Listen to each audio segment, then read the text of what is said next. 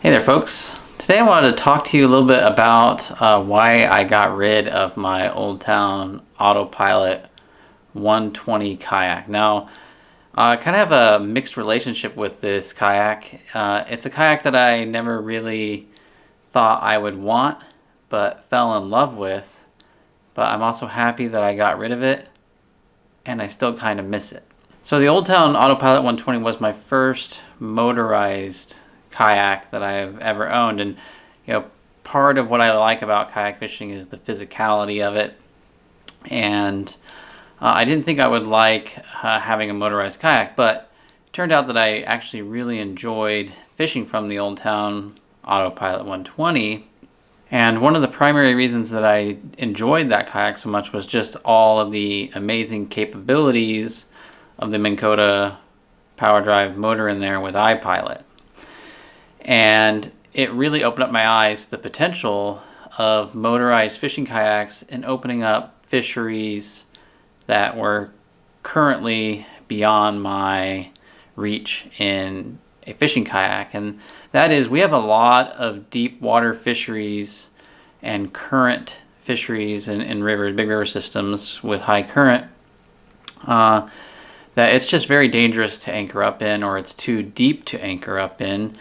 And the spot lock feature on the Old Town AutoPilot 120 on that motor that's in there really made those fisheries accessible to kayak anglers for the first time. I used it for running wobblers, for king salmon, for targeting sturgeon in very deep holes, year round, and targeting walleye in deep water. I mean, there's just a list of things that it opened up. Also, it just made it a lot easier to troll because of the cruise control features in the motor, allowing you to precisely target speeds down to 1/10 of a mile per hour variation. In no matter what conditions you were encountering, it would keep the kayak trolling at the right speed, which was great for really speed sensitive species like kokanee and other salmon. So I really did enjoy fishing from the kayak, and I put a ton of time on the water in it. And the more time I spent in that kayak and fishing with it, the more I realized that what I loved about it was everything about the motor and not so much about the kayak. I found the kayak to be excessively heavy. This thing is over 120 pounds stripped down. That's without batteries and everything, just plastic. It's a huge kayak. It's a very deep, like bathtub-like kayak. You feel very secure and safe and stable in it. But it's not really a kayak. It's like a weird hybrid between like a small bass Johnny boat and a skiff or something, just a very slow one. Additionally, the cockpit layout was rather nonsensical. It seems like it was designed by an engineer. Maybe there's a reason why they had these strange pockets down the side that had no webbing or anything. They couldn't really hold anything securely. There was a lot of opportunity in all of that cockpit space to really create something very usable for the angler. I mean, something that could hold a decent sized plastic tray or a catchboard or something, but it's just all these weird conglomeration of strange open bottom pockets that don't really hold anything. I just found myself never using them because they weren't convenient, and anytime I threw something in there, they'd just fall out the bottom. Additionally, the gear track was pushed too far forward. I don't know why the gear track was so far forward, but it was so far forward that it was really hard to reach. You can't move the chair stays in one place. If they would have pulled that gear track back, it would have been much more usable. So I see a lot of people were having to mount, myself included, use aftermarket products from like Navari Kayak Fishing to create gear track mounts on the handles or closer to the seat because the gear tracks are too far forward, and the gear tracks in the stern were even further back, and so just not very useful. They only put 2 vertical rod tubes in the back when they could easily fit 4. There's much smaller kayaks on the market that actually have more vertical rod tube storage than the autopilot that are substantially smaller. So it just really frustrated me. The more time I spent in the kayak, the more time I spent loading it and unloading it because I car topped it. I was just like, this thing has a lot of potential, but I really didn't like the kayak itself. I just liked the motor. And it made me think about how would I do this differently next time. Now I ended up selling that kayak, not just because of my frustrations with the design of it, but actually primarily because I had other fitness goals that I wanted to make, and I wanted to force myself back into my pedal-driven kayaks as part of my weight loss goals. I lost over 40 pounds, and I wanted to keep them off. But a part of me still wonders if there's some way to do this again. How would I do it differently to get a kayak that is lighter, yet has all the same capabilities of the Old Town? And in my research, I found that there's actually another small GPS-enabled motor out there on the market, and that is the Motorguide Xi3. Now this comes in a freshwater form, but they also recently released a saltwater form, although there's no information on it on their website. It just showed up in various retailers. And what makes it a kayak version is they've shortened up the shaft to 36 inches so you can run it off the bow of a kayak, and then that shaft length is adjustable so you can run it so that's the appropriate depth for your kayak and you're not grinding in the weeds or anything down below, which is actually pretty nice compared to the Old Town AutoPilot, which there's no flexibility in terms of adjusting the shaft height. However, the Motorguide Kayak Xi3 is quite a bit heavier than the power drive that they have incorporated into the Old Town AutoPilot. That is, I think, one of the most redeeming design features of the Old Town AutoPilot is just the seamless integration of the motor into the kayak itself that allows you to quickly lower and raise the motor. And they kept the motor weight down pretty well. It's 25 pounds, so it's not terrible, especially considering their pedal drives are just a few pounds lighter. The Motorguide itself, because it's bow mounted, has a large mounting bracket, and then you have to mount a bracket on the kayak itself to attach the motor to, weighs almost 50 pounds with all of that hardware. So it's almost twice as heavy. So you have to have a kayak that has sufficient buoyancy and high enough usable weight capacity to take on an extra 50 pounds of the motor alone plus your battery. But I'll get more into those details in just a sec. But just like the Old Town AutoPilot's iPilot motor, the Xi3 has all the same features. They call it Anchor. Anchor is spot lock.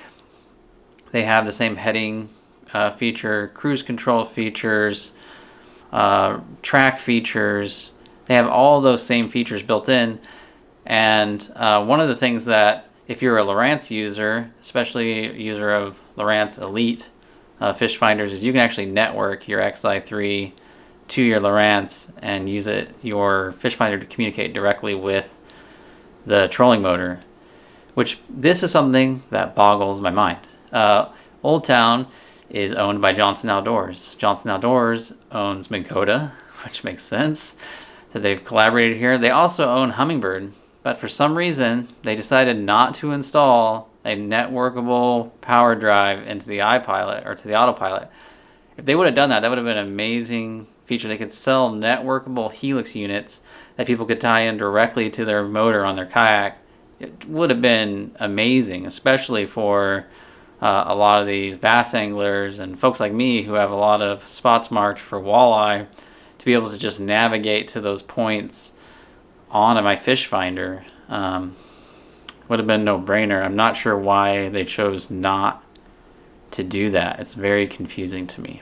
Now, it's really hard to get a price comparison because you really can't buy the replacement motors for Old Town's AutoPilot kayaks. They have a very good warranty program. Out of warranty, I'm not sure what the total cost of those would be. I'm sure it's probably around $1,500. For the Xi3, if you get their freshwater version, It's listed on their website as a retail of around $1,300, but I've found it at a number of retailers like Bass Pro for around $1,200. And the saltwater is I've seen listed anywhere from $1,200 to $1,500. I don't know if they plan on continuing to make it because I don't see anything on their website, and it seems like it's on discount prices on a lot of retailers right now. But I guess the future will tell. So if in the future I decided I wanted to get back into motorized kayak fishing, or I was recommending a motorized kayak to somebody who's looking for the same kind of features like spot lock and cruise control, I think I'd actually steer them clear of the Old Town AutoPilot, unless they just wanted something that was very simple and easy to use and didn't mind the weight because they're trailering or putting it in the back of a pickup. But if they're car topping or they want something that they can also easily paddle or pedal, then I would steer them in a different direction. I think this is one of the things I didn't like about the AutoPilot 120 is I knew this thing was a barge, and it always scared me not knowing if something failed, if I could actually get back. Like if it was really windy, there's no way I could paddle that thing in even semi-rough conditions for miles. It would be a losing battle. So I always felt if I could put a motor with the same capabilities like the Xi3 on a kayak that's designed to be paddled, or a kayak that has pedal propulsion, then I would be in a much better position to get back to my launch point or get to my fishing location without having to gobble up the battery. This is one of the major problems with the AutoPilot 120 is that it's very slow. Top speed is 4 miles per hour. And if you want to get there quickly at 4 miles per hour, you're going to chew up your battery, a 100 amp hour battery, in less than 2 hours. Whereas if I could pedal or paddle, my way there at 3 miles per hour, I could conserve my battery, probably get there faster. And if something happened, I know I could get back to the launch without any issues. And so, I found that the AutoPilot actually restricted me, as well as opening up opportunities for new fisheries. It also restricted my ability to get to those distant points quickly. I could get there slowly. If you go slow, you can really get quite a range out of these things over 30 miles on the water, but it was, really crushingly slow. If you're moving at 1.5, 2 miles per hour, I could paddle many kayaks at that speed without breaking any kind of sweat. So if I was to do this differently, because I am going to car top, I would look for something that's lighter, faster, has paddle or pedal propulsion capabilities built into the design. I would be looking at 3 potential kayaks, and that is the Bonafide SS 127, the Vibe Shearwater 125, and the Light Tackle 2 from Crescent Kayak. Now both the Bonafide and the Vibe retail for about $1,700. So if you throw in the cost of either the freshwater Motorguide Xi3 or the saltwater, you're going to be pushing that price point up around $3,100 to $3,400, depending on what you get for the price of the motor, which is still $600 cheaper than the AutoPilot. And now you have a kayak that's capable of spot lock, that has cruise control, that you can also paddle quite readily. You can spend another $400 or $500 with the Vibe Shearwater and actually get a first generation Hobie Mirage style drive that will lock into the center well. So you could actually have a kayak that paddles, pedals, and has a motor, still for the same price as the Old Town AutoPilot 120, which is pretty amazing because the Old Town doesn't come with a battery, so you still have to buy a battery for both of these. Now, one of the reasons I picked these 3 kayaks in particular is all 3 of them have really large storage in the bow, which you're going to need to store your large batteries to power your motor. Now, if you're looking to use the motor as its primary form of propulsion on these kayaks, then I would recommend a 100 amp hour battery. But if you're someone like me who primarily just wants to use it for spot locking and occasionally hitting that cruise control button when you want to deal with other things in the kayak or want to take a leak and don't want to stop fishing when you're on the troll, then you could probably get away with a 50 amp hour battery and be completely fine, because I mean, who cares if you run out of battery? You can just paddle or pedal, no problem, because the kayak is designed to do just that. Now the Crescent Light Tackle 2, which has just been redesigned, it's got some really cool features, is even cheaper at $1,200 retail. So you're looking at coming in somewhere around $2,600 to $2,900 total cost for the package. It's over $1,000 cheaper than the Old Town AutoPilot. Now all three of these kayaks are all 12 to 12.5 foot long, so they're going to have pretty good tracking. They're designed to be paddled or pedaled. They're 34 to 35 inches wide, so they're wide enough that you can stand on them. And even with the Xi3 Motorguide motor and the brackets and everything installed on the front of these kayaks, the usable weight capacity still comes out to be very similar to that of the Old Town AutoPilot usable weight capacity, which is 330 pounds. All these are right between 320 and 330 pounds. So you're getting a much lighter, faster kayak that has the same weight capacity for less money and has more versatility. So that's the reason why I lean more towards going this way. Obviously, you have to go through all the troubles of installing the motors and wiring them. There's a company called One Objective that makes these absolutely amazing adapters for the fronts of all of these kayaks that allows you to very quickly create a mount for these Motorguide motors. It takes like less than 30 minutes to install it, and most of them don't even require any drilling whatsoever.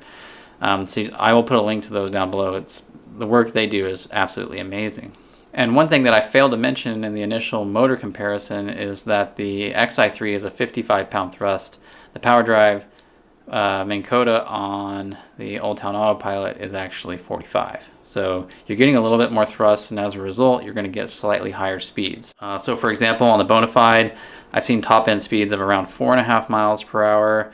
On the Shearwater, I've seen 4.8, and on the Crescent Light Tackle, it's closer to 4.1, 4.2, which is very similar to the Old Town AutoPilot in terms of its top end speed. And for me, I think a big influence on these speeds is not just hull design, but just overall weight. The Bonafide is featherweight at 72 pounds when it's stripped down. So, you're not putting these things up on top of your vehicle when they have the motor on there, when they have the chair and all your gear. So that's the only part that you're really loading. And when you strip down an autopilot, it's 120 pounds, which is just an absolute backbreaker to get up on top of a vehicle. Whereas that Bonafide is only 72 pounds. The Vibe Shearwater is 85 pounds and the Crescent Light Tackle is 75. So much lighter. Even if you had a few pounds for that little One Objective bracket on the front, these things are going to be so much easier to get up on top of your roof rack of your vehicle. Now, of course, there's other features about these kayaks I feel like set them above the Old Town AutoPilot 120, and that is they actually seem like they're designed for fishermen. They really put some thought into cockpit design and into design in the stern wheel. And so, the Bonafide's got tons of really cool customizable storage in the cockpit. It's got some landing pads designed for standing. It's got a really nice high-rise seat. And also it comes in 6 really cool colors. I think that's one of the things that always bugged me a little bit about the Old Towns too, is they only have two colorways. I mean, we want a little bit of choice and variety of colors. And they've got some really nice high-vis colors and some stealthy colors, from chartreuse to sort of forest green. I like that, having that variety of choice. Now, there are some things I don't like about the Bonafide. It does not come standard with a rudder, which if I was going to use this for any kind of trolling, I would definitely want a rudder. It doesn't have any vertical rod storage tubes because I think they're designing this more in mind with like inshore, southeast United States fishermen who are using black packs and things like that. And so they don't have that vertical storage space that I would want, but that's fairly easy to add. And they have limited in-hull access aside from that really large access up at the bow of the kayak. Now let's contrast that with the Vibe Shearwater, which has 4 vertical rod tubes, which I love. That's room for 3 rods and a net. You don't have to worry about a stupid milk crate in the back or anything. You can have a big catch bag for salmon and lingcod. That's the kind of thing I'm looking for. They have the VersaPod, which is a pod that can be changed out in the middle of the cockpit that allows you to run a pedal drive system if you want to upgrade to that, which is really cool. They have a built-in transducer mount into this pod, so you don't have to worry about trying to find some way to mount a transducer, something that I really don't like. The transducer mounts on the Old Towns. They're very vulnerable to damage to the transducer while you're fishing and also while you're loading and unloading. And lastly, the Shearwater comes with a rudder. Now what I don't like about it, aside from it does have access in the front, it has pretty limited access elsewhere throughout the kayak, although that front access is not huge. And so I would think if I was going to run the Vibe Shearwater, I wouldn't run traditional lithium iron phosphate batteries, but I'd look at the FPV batteries that are much smaller, compact, and lighter, and they would be easier to store in that front compartment. Additionally, the Vibe is foreign made, so it's not made in the United States, and as a result, they can be hard to find, but I think that was just because of COVID. As we're starting to move out of that and the kayak fishing market has swung from boom to bust, I think there's going to be a little bit easier time finding these kayaks. Overall, I've seen pretty positive reviews on the Vibe, although it does seem like it takes us a little bit more tinkering in terms of getting it ready to fish, in terms of dialing in the rudder systems and whatnot. But it's got tons of storage space below the seat in the cockpit. I think it's very well thought out kayak. I actually like the design quite a bit. What's interesting about their design is it looks like, superficially, it looks just like what my AutoPilot ended up looking like, and that I moved gear track back closer to the seat. I added a second set of vertical rod holders, so 4 vertical rod holders, more extensive gear track. It just seems like they converged on the same design that I want all my kayaks to have anyways. And then finally, the Crescent light tackle. It's a very open cockpit design, which is typical of all of Crescent's kayaks. They have tons and tons there's gear track everywhere on that thing. They have a very nice seat. A nice thing about Crescent too, everything is made in the United States, even down to the chairs. They're not outsourcing any of this garbage to China. It's all made right there in Georgia or nearby, which is pretty cool. They seem really passionate about sourcing local manufacturing. They have, like I said, there's tons of storage access to the inside. Looks like it's very easily customizable without having to drill. Also, they have a built-in recess underneath one of the scupper holes for a transducer to mount in. They look like they made it large enough to accommodate transducers like side imaging transducers and things like that. What I don't like about it is, again, no standard rudder, so if you're going to use it for trolling, you're going to want to add an aftermarket rudder. They don't have vertical rod storage in the back, so that's something that you have to add. They do have like mighty mounts from MacTac you could add rod tubes in the back to give yourself vertical storage if you didn't want to have to drill. And they also have a really interesting like cinch down system in the back that moves away from traditional bungees for securing things in the back, which might be really helpful for large things like catch bags and stuff when you're coming back in through the surf or rougher landings.